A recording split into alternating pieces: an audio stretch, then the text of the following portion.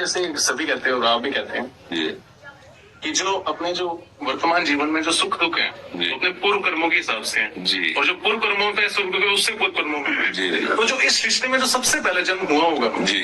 वो किस आधार पे इच्छा, स्वतंत्र इच्छा।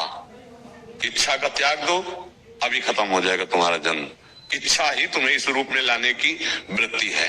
अगर इच्छा का त्याग हो जाए तो अभी जीवन मुक्त हो जाओ। सारी साधना इच्छा के त्याग की है। वेद कहता है एकोहम बहुश्यामः, मैं एक बहुत रूपों में हो जाऊं।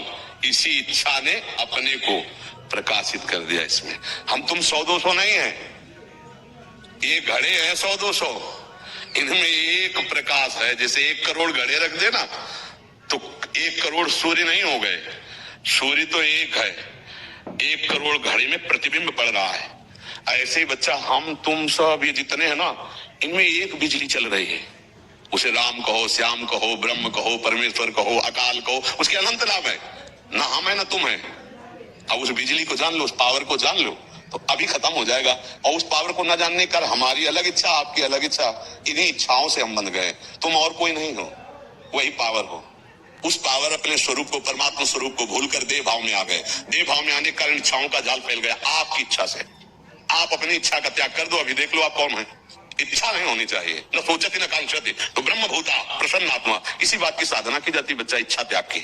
अब जब तक इच्छा त्यागोगे नहीं तो प्रश्न बनता रहेगा क्यों क्यों क्यों चलता रहेगा। नाम जब करते हुए कोई इच्छा ना उमंगने पाए तो आप जान जाओगे आप कौन है। आप एक ढांचा नहीं है, इसी ढांचे में सारे सुख दुख हैं। आप में कभी न सुख था न दुख था, आप परमानंद स्वरूप हैं।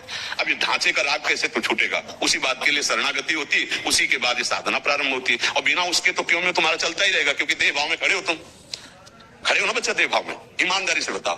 तो बच्चा इस देह भाव से जब तक मुक्त नहीं होगे तब तक क्यों का उत्तर तुम्हें कैसे मिल सकता है। इसीलिए कहा जा रहा है नाम जप करो।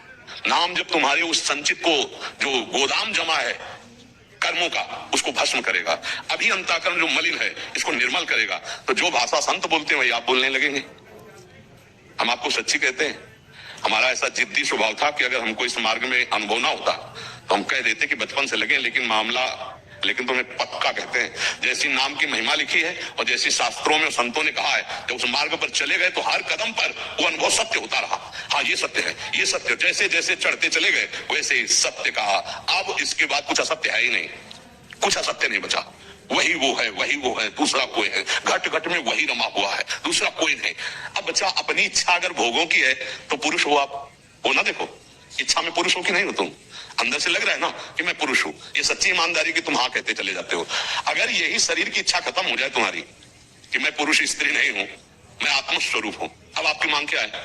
क्योंकि भूख इसकी मांग है, प्यास इसकी मांग है, नींद इसकी मांग है, जनेंद्री के भोग की इसकी मांग है, नेत्रेंद्री, कर्णेंद्री, जितनी भी इंद्रियां सब ये माया का विलास।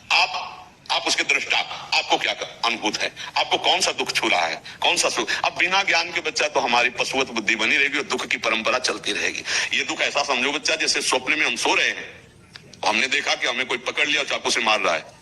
अब आप कैसे बचा सकते हो। उसके आसपास अंगरक्षक खड़े कर दो, सब राइफल लिए खड़े, बचाया जा सकता है नहीं। अगर उसको दुख से बचाना है तो एक उपाय, उसको जगा दो। जीव ही जगेगा तो ना कोई बंधन था, ना कोई चाकू मार रहा था, ना। तो बच्चा बिल्कुल ऐसे ही हम इस समय अज्ञान में स्थित है। यदि हमको ये पता है कि शरीर में हूं, ये घोर अज्ञान है। उमा कहो मैं अनुभव अपना, सत हरि भजन और जगत सब सपना। अगर आप साधना नहीं करोगे तो आप कितने भी प्रश्न करते जाओ, उत्तर मिलते जाए, बिल्कुल नहीं समझ पाओगे। इसके लिए साधना की। पूज्य राधा बाबा से जब कोई प्रश्न करता था, पूछते थे कितने लाख नाम जप करते हो, तो जब उत्तर देता था इतना, तो बोले इतना हमारी तरफ से 1 महीना जप के आओ, फिर हम तुम्हें उत्तर देंगे। क्योंकि जब तक आपके अंदर पात्रता नहीं होगी तो आप समझ नहीं पाओगे। इसलिए बच्चा तुम ही वो हो जिसकी खोज करनी है।